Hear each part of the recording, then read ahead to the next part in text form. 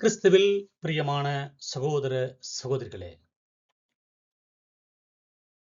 தவக்காலத்தின் நடுவில் ஒரு இன்பத் திருவிழா. புனித யோசேப்பு மரியாள் கணவருடைய பெருவிழா இன்று நாம் கொண்டாடுகின்றோம். தவக்காலத்தின் மனமாற்ற சூழலில் இந்த பெருவிழா கடவுளின் திட்டத்தை அமைதியுடனும் தாழ்மையுடன் ஏற்றுக்கொண்ட ஒரு நீதியுள்ள மனிதரின் வழியாக நாம் விசுவாசத்தின் ஆழத்தை உணர அழைக்கப்படுகிறோம். இந்த இறைவார்த்தைகள் புனித யோசேப்பின் நோக்கமான கடவுளின் முடிவில்லாத திட்டத்தின் பாதுகாவலராக திகழ்தல் மற்றும் அதன் தன்மையான விசுவாசத்தின் வழியாக நீதியை பெறுதல் ஆகியவற்றை நமக்கு எடுத்துக் கூறுகின்றன. கடவுளின் உடன்படிக்கை ஒரு தச்சன் எப்படி நிறைவேற்றினார், சட்டத்தை காட்டிலும் விசுவாசம் ஏன் முக்கியமானது என்ற கேள்விகளை நமக்குள்ளே எழுப்பி நாம் தியானிப்போம். முடிவில்லாத உடன்படிக்கை நிழல் யோசேப்பு என்று நாம் கூறலாம்.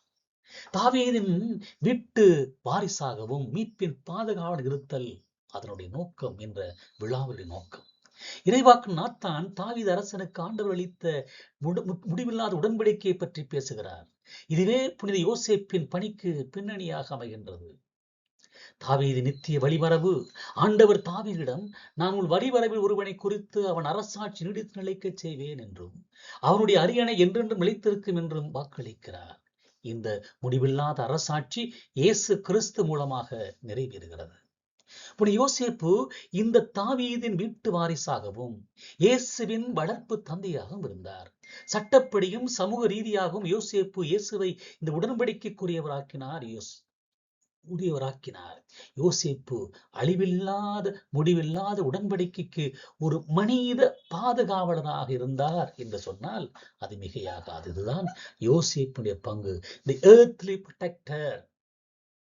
இந்த திருவிழாவின் நோக்கம் நமது தனிப்பட்ட வாழ்விலும் நம்முடைய சமூக வாழ்விலும் கடவுளின் முடிவில்லாத மீட்பு திட்டத்திற்கு பாதுகாவலராக இருக்க வேண்டும் என்பதை உணர்த்துவது. நாம் இயேசுவின் மீட்பு செய்தியை பாதுகாத்து தாழ்மையோடு வளர்க்க நாம் அழைக்கப்படுகிறோம். யோசேப்பினுடைய தன்மை என்ன? சட்டத்தை வென்ற விசுவாசமும் நம்பிக்கையும். ரோமையருக்கு எழுதிய திருமுகம் 4 இதை படிக்கிறோம். மனித ஆற்றலையும் சட்டத்தையும் விட்டு கடவுளின் வாக்குறுதி நம்பிக்கை வைத்தல். திருத்துதர் பவுல் ஆபிரகாமை பற்றி பேசும்போது விசுவாசம் சட்டத்தை காட்டிலும் எவ்வளவு முக்கியமானது என்பதை வலியுறுத்துகிறார். இந்த விசுவாசத்தின் குணமே யோசேப்பிடம் இருந்தது என்பதை நாம் உணர்ந்து கொள்ள வேண்டும். ஆபிரகாம் சட்டத்தின் மோசேயின் சட்ட வழியாக அல்ல, விசுவாசத்தின் வழியாகவே உலகத்தினுடைய தந்தையானார். சட்டம் மீறுவதைத்தான் தரும், ஆனால் விசுவாசம் மட்டுமே நீதிமானாக்குகிறது. ஆண்டவருடைய சட்டத்துக்கு உட்பட்டவர்களாக நாம் விசுவாசத்தோடு வாழ நாம் அழைக்கப்படுகிறோம். அவர் நம்பிக்கை இழந்து ஆபிரகாம் நம்பினார். இழந்த நிலையிலும் நம்பிக்கை கொண்டிருந்தார். இந்நம்பிக்கை கடவுள் இறந்தவருக்கு வாழ்வளித்து இல்லாதவற்றை இருப்பது போல் அழைக்க வல்லவர் என்ற உறுதியில் இருந்து வந்தது என்று நாம் உணர்ந்து கொள்ள வேண்டும். இந்த யோசேப்பு மரியாவின் கன்னித்தன்மையை, இயேசுவின் தெய்வீக பிறப்பை சட்ட ரீதியாக புரிந்து கொள்ள முடியாது என்பதை உணர்ந்திருந்தார். அவர் மௌனத்தோடு அமைதியோடு தாழ்மையுடனும் சந்தேகத்திற்கு இடம் கொடுக்காமல் கடவுளின் வார்த்தையை, வானதுடைய செய்தியை அவர் முழுமையாக நம்பினார்.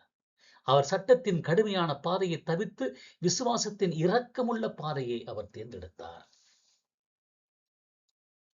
இதுதான் யோசேப்பினுடைய விசுவாசம். இந்த நாளினுடைய தன்மையும் அதுதான். நாம் சட்டத்தின் பிடிவாதத்தை பின்பற்றாமல் விசுவாசத்தின் மூலமே நீதியையும் இரக்கத்தையும் பெற முடியும் என்பதை உணர்த்துவதே. நாம் நம்ப முடியாத சூழ்நிலையிலும் கடவுளின் வாக்குறுதியிலும் ஆபிரகாமைப் போல நம்பிக்கை வைக்க வேண்டும் என்பதே கடவுள் தரக்கூடிய செய்தி. தாழ்மையான சேவை, நீதிமான்கள் மற்றும் அமைதியான தலைமைத்துவம் தான் இன்றைய இறையியல் பார்வை. அமைதியான நீதிக்காக உழைத்தல்.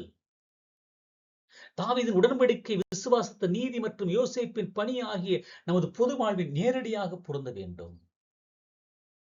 புனித யோசேப்பு பெரும் ஆரவாரமோ பேச்சு திறமையோ அல்லது அரசியல் அதிகாரமோ ஆடம்பரமோ இல்லாமல் தன்னை தாழ்மையுள்ள பணியாளர் மீட்பின் திட்டத்தின் மிக முக்கியமான பகுதியை அவர் பாதுகாத்தார். இன்றைய பொது வாழ்வில் வெளிச்சத்திலும் புகழிலும் இருக்கும் தலைவர்களை காட்டிலும், விளம்பரத்திலும் ஆடம்பரத்திலும் ஆணவத்திலும் இருக்கும் தலைவர்களை காட்டிலும் யோசேப்பை போல அமைதியாக தாழ்மையுடனும் நேர்மையாக பணியாற்றவர்களே இன்று அதிகம் தேவை.